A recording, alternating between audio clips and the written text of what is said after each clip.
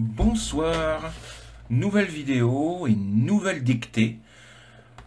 On va dire niveau assez élevé pour des personnes qui cherchent à apprendre le français. On va dire un niveau B2 minimum ou voire C1 parce qu'il y a un petit peu de vocabulaire et puis surtout il y a un langage qui est poétique puisqu'il s'agit non pas d'un poème mais d'une fable. Une fable d'un des auteurs les plus connus en France de la caractéristique de la fable, c'est évidemment Jean de La Fontaine. Et nous allons découvrir une des fables les plus célèbres de cet auteur, c'est Le Corbeau et le Renard. Donc, vous connaissez certainement cette fable, mais peut-être ne l'avez-vous jamais cherché à écrire. Et c'est ce que nous allons essayer de faire aujourd'hui pour apprendre du nouveau vocabulaire et pour apprendre des structures grammaticales. Alors, dans un premier temps, je vais vous lire la fable dans son ensemble et ensuite, je vous la relirai lentement, vers par vers, puisqu'on appelle un vers, V-E-R-S, chaque ligne d'un poème ou d'une fable. Donc, vers par vers, je vous relirai la fable au ralenti. Donc, voici tout d'abord donc le texte complet. Maître Corbeau, sur un arbre perché, tenait en son bec un fromage. Maître Renard, par l'odeur alléchée, lui tint à peu près son langage. Eh, bonjour, monsieur du Corbeau, que vous êtes joli, que vous me semblez beau. Sans mentir, si votre ramage se rapporte à votre plumage, vous êtes le phénix des hôtes de ces bois. À ces mots, le corbeau ne se sent pas de joie. Et pour montrer sa belle voix, il ouvre un large bec, laisse tomber sa proie. Le renard s'en saisit et dit « Mon bel ami, mon bon monsieur, apprenez que tout flatteur vit aux dépens de celui qui l'écoute. Cette leçon vaut bien un fromage, sans doute. » Le corbeau, honteux et confus, jura, mais un peu tard, qu'on ne l'y prendrait plus. Donc, voici la fable que vous connaissez certainement toutes et tous. Nous allons donc revenir sur les vers les uns après les autres. Je voulais revenir sur quelques éléments qui peuvent être un peu difficiles quand même.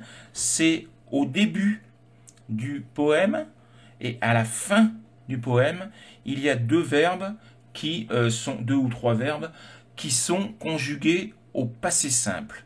Donc un temps qui n'est plus vraiment utilisé de nos jours. Donc je vous aiderai un petit peu sur ces temps-là. Je vous indiquerai quels sont les verbes et vous essaierez de les écrire phonétiquement et puis vous verrez dans la correction si vous avez réussi à comprendre. Premier vers. Maître Corbeau, virgule, Maître Corbeau. Alors pour les personnages dans les fables, on met toujours des majuscules à maître et à corbeau. D'accord? Donc pareil tout à l'heure quand il y aura renard, vous mettrez un R majuscule à renard. Donc Maître Corbeau, virgule, sur un arbre perché, virgule, à la ligne, tenait en son bec un fromage. Tenait en son bec un fromage. Alors pareil, à chaque nouveau vers, V-E-R-S, je le répète, chaque nouveau vers, le vers commence systématiquement par une majuscule, même si c'est une phrase qui continue du vers précédent. D'accord? Donc toujours une majuscule au début de chaque vers. Donc deuxième, tenait en son bec un fromage, virgule, à la ligne. Maître Renard, virgule, par l'odeur alléchée. Maître Renard, virgule, par l'odeur alléchée. Vous avez bien écouté ce que j'ai dit alléché.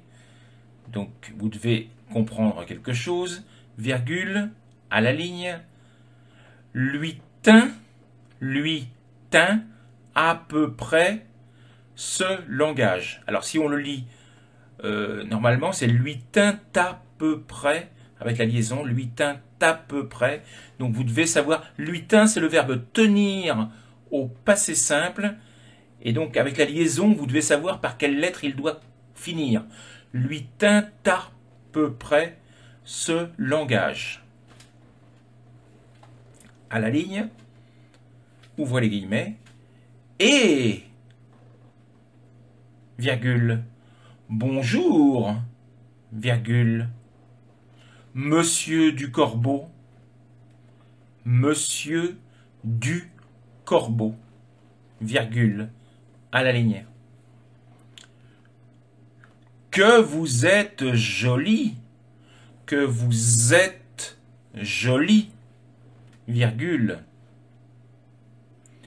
Que vous me semblez beau, que vous me semblez beau.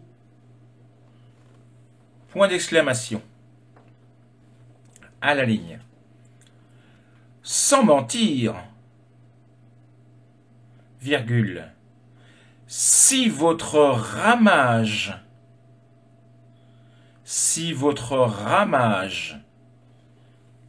à la ligne se rapporte à votre plumage,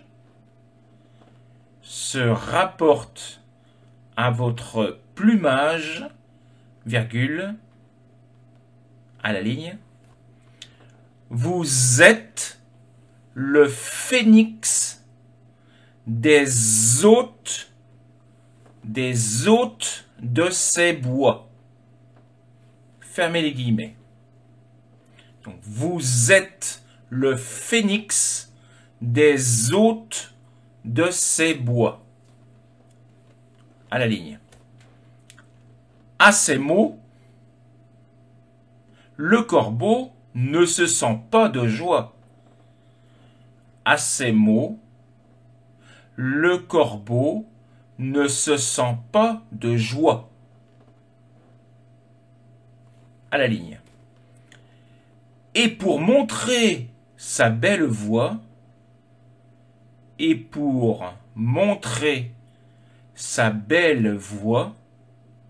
virgule, à la ligne, il ouvre un large bec,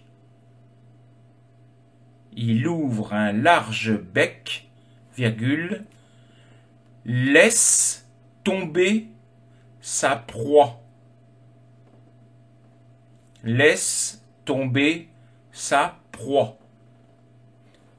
Virgule, à la ligne.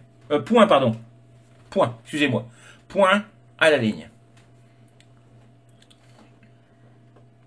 Le renard s'en saisit. C'est le verbe se saisir. Le renard s'en saisit, virgule, et dit, ouvrez les guillemets, mon bon monsieur, virgule, à la ligne. Apprenez que tout flatteur,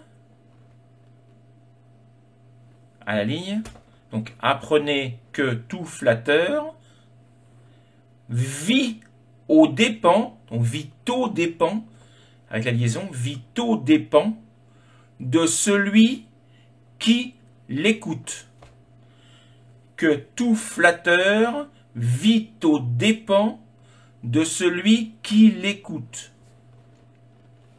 À la ligne. Cette leçon vaut bien un fromage. Sans doute. Vaut bien un fromage, sans doute. Point d'interrogation. Non, même pas. Fermez les guillemets. Cette leçon vaut bien un fromage, virgule, sans doute. À la ligne. Le corbeau, virgule, honteux et confus, virgule, virgule, à la ligne, jura. Alors c'est le verbe jurer au passé simple. Donc jura, virgule, mais un peu tard, mais un peu tard, virgule, qu'on ne l'y prendrait plus. Qu'on ne l'y prendrait plus. Voilà, j'en ai fini. Alors, juste une petite remarque littéraire sur cette poésie. Je vous ai dit tout à l'heure que les noms des personnages, enfin des animaux, avaient une majuscule, puisque La Fontaine, évidemment, faisait référence à des personnages connus. Donc, il faisait référence notamment à des hommes et des femmes, et donc, forcément, la majuscule permet de mieux comprendre que grâce aux animaux, il parle des hommes parce que à l'époque, il était interdit de parler directement et de critiquer directement les membres de la société. Donc il le faisait par l'intermédiaire des animaux. Donc voilà, un autre mot peut-être que vous ne connaissiez pas, c'est quand il dit votre ramage se rapporte à votre plumage. Le ramage, c'est la voix. D'accord? Donc si votre voix se rapporte, si votre voix est aussi belle que vos plumes, vous êtes le phénix des hôtes de ces bois. Et c'est pour ça que le corbeau veut montrer sa belle voix et donc chanter, mais il en oublie qu'il a le fromage dans son bec et donc laisse tomber le fromage. Donc le renard, rusé, a réussi à lui faire lâcher sa proie, donc le fromage. Donc voilà, j'en ai fini avec cette petite vidéo, cette petite dictée. J'espère qu'elle vous a plu. Si elle vous a plu, n'hésitez pas à mettre le petit point levé et puis à vous abonner si vous ne voulez pas rater les vidéos suivantes. Je vous mettrai régulièrement des dictées, même pendant les fêtes de fin d'année, pour que vous puissiez vous entraîner si vous le souhaitez. À bientôt. Au revoir.